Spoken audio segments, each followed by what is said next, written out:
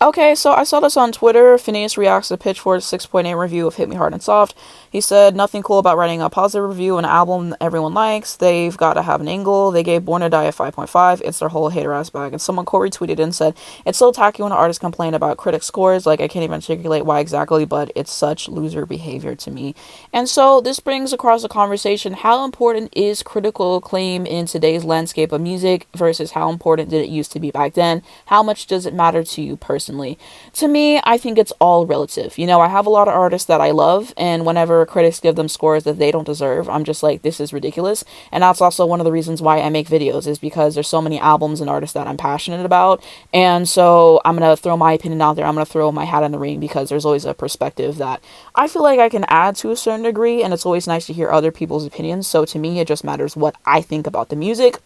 And so I definitely think that it's different today than it was back then. You have the rise of Stan Twitter and the internet and also Spotify and all these different streaming platforms and stuff like that. And then with that, you definitely have all the stans who are definitely going to attack a pitchfork if they don't give their favorite artist anything above a 7. They gave one of Taylor Swift's albums a 7 or an 8, and the way that the stans were so dramatic, I mean, come on, like, yes, it's unfortunate, whatever. I think it was one of her, like, really good albums. But at the end of the day, did you like the album? Are you still streaming the album? What were your favorite songs to the album? Did you buy the album? Are you recommending it to other people? Like, why are we caring so much about all of that? I think it's just really about how hard that it's going to hit with the general public at large, because the critics can have their opinion, and there's some people that are going to feed into exactly what it is, and they're like, okay, well, he didn't like the album, so I'm not going to listen to the album. And then there's people like me that it's like, well, if I want to listen to the album, I'm going to listen to it. And also sometimes I'm asking my friends, like, hey, did you like this album? Is it worth listening to? And we give each other recommendations, and I definitely trust their opinion that they're going to recommend me something that I'll probably like. And if it's something that I don't like, I'll be honest and like, hey, this wasn't for me. And like, it is what it is. Like, you kind of just like move all the way throughout it. And I just genuinely don't think that the critical scores are going to matter as much as they did back in the day, just because of the rise of Stan Twitter and everything that I was talking about now.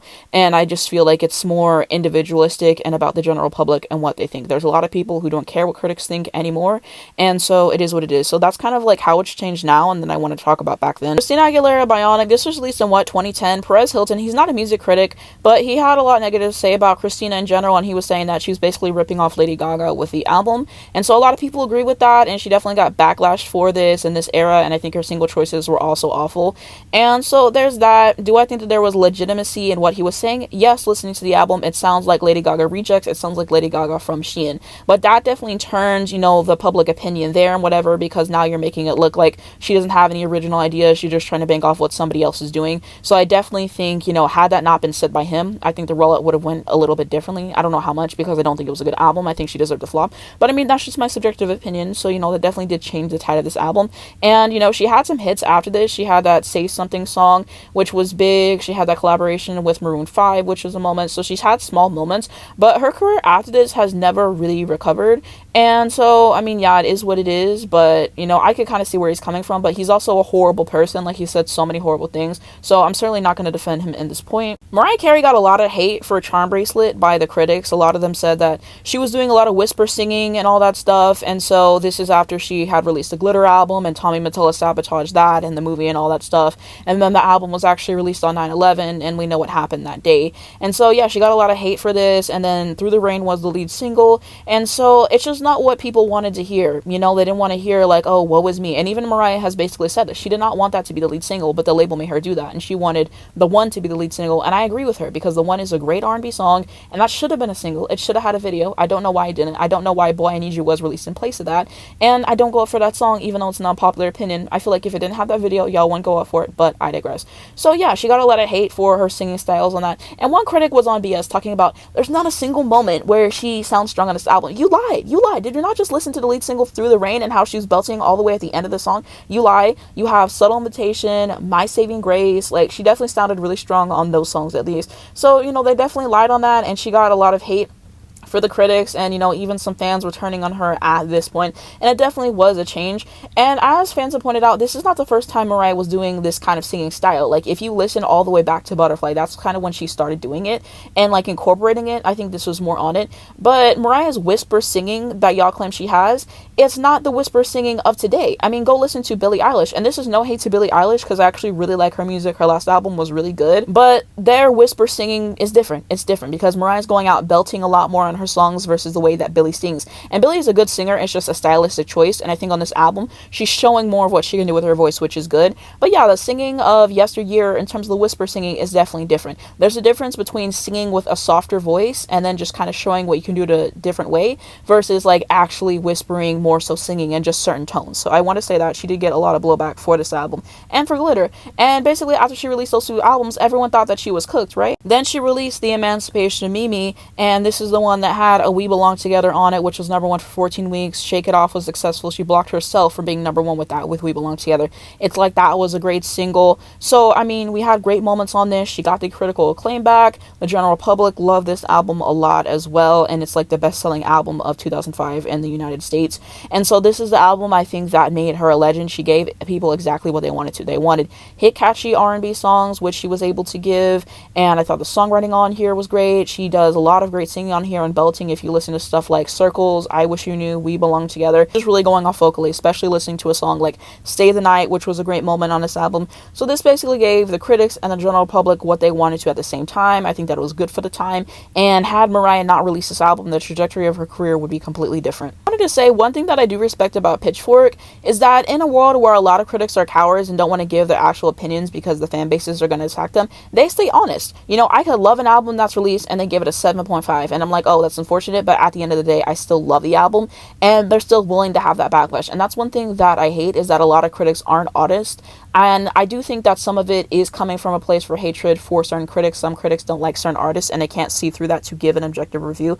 And I think that that definitely is a problem. But I mean, whenever it's coming from a place of actually just listening to the music and critiquing and stuff like that, I respect it, because a lot of critics now, they are just not really telling the truth on how they feel about it. They're trying to soften the blow and stuff like that. And I'd rather you just be honest. If you love the album, great. If you hated the album, great. But at least I know where you stand. So that's one thing that I can respect about Pitchfork. And I'm pretty much always going to respect critics who kind of give harsh reviews in that way whenever it's coming from a good place. If it's coming from a place of hatred, then I can't respect it. But if you're generally analyzing the album and you're pointing out, hey, I didn't like this, hey, I didn't like that, and it's very hyper specific, then I can really respect that. I can really respect that. And so I just think that it's going to be different for everybody. I think that there is a little bit more sensitivity in this generation. So I think that's part of it. Even at, critiques that are not that large and grandiose, some people still get offended by that or whatever it is. And I think some people can't separate it from, this is my opinion of the artist's music and not them as a person. So I think that's the entire thing. I think that to a certain degree that the critical scores do matter and stuff, because it is going to shape some people's view of an album. And I think just in general, if there's a lot of negativity surrounding an album in the world and stuff like that, people aren't going to listen to it. So I'm not going to act like it has no legitimacy and like it completely doesn't matter. I'm just trying to say that it doesn't matter in the way that it used to. And also, I feel like artists, I think that they should care about the critic reviews a little bit, because, these are people who listen to music for a living, and I think that some critic reviews are really spot on, and like I said, hyper specific, and sometimes they're right about what the artist needs to change, and I think that artists need to be open to hearing criticism of their music and things like that. But at the same time, they also have to separate people who just hate them just to hate them, they're never going to like anything that you put out, and people who actually enjoy them and that they're coming from a good place. I think that the second that we say, no, I'm too good to hear, what somebody else thinks, and to get criticism, I think that it is going to blow back in your face, because sometimes we do need to change. It's always good to hear other people's opinions. So I think that this has, multiple layers to it. Another thing with critical acclaim is I feel like it's kind of just the cherry on top of an already great album. And so I think another thing that we see is there's so many albums that have been released in the past that critics gave a bad score to because they didn't like the artist, because of racism, because of the time, whatever. And then now, retrospectively, people looking back at it and like, oh, that was a great album. Like Paul McCartney's Ram album, they didn't like it at the time, they love it now. Destiny's Child, Destiny Fulfilled, they didn't like it at the time, they like it now. Mariah Carey, Charm Bracelet, they like it now. So that's kind of the point there. Like I said, I feel like it's really the general public whose opinion matters, and some people are going to care, some some people aren't. But a lot of the times whenever something is getting like bad critical acclaim, there's other factors in it, like the public perception, like a messy rollout and all that stuff. So it kind of just makes it worse on top of everything else. But I mean, with Billie's album in particular, a lot of people really like this album. I've heard a lot of positive reviews, and like that's like the one dent in it so far, is that they didn't like the album. So I think it also depends on like the other factors like going all the way all throughout it. And like I said, I think it has changed over the time. But I mean, there are critics who are always going to hate Olivia Rodrigo, but she's built such a huge fan base. She has hit song after hit song, and a lot of people like her right now. So I think that there is part of it for sure. I think sometimes there kind of is like misogyny in it and stuff like that. Like if you look at like a lot of Mariah Carey's like old reviews and stuff like that, like some of the stuff that they were saying about like her personal life and all that stuff, and just like the way that they were trying to tie it to the music and the imaging. And so it also depends on the reviewer bias and stuff like that, as already mentioned. But that's basically my opinion on critical scores, how much they matter now, how much they used to matter back then, and all those things. And I think critics back then had a lot more power to sway public opinion than they have now with the rise of social media and such. But let me know where you guys stand on this down below in the comments. I would love to hear your takes. If you have anything else you wanted to add to the conversation, I'd love to expand on it.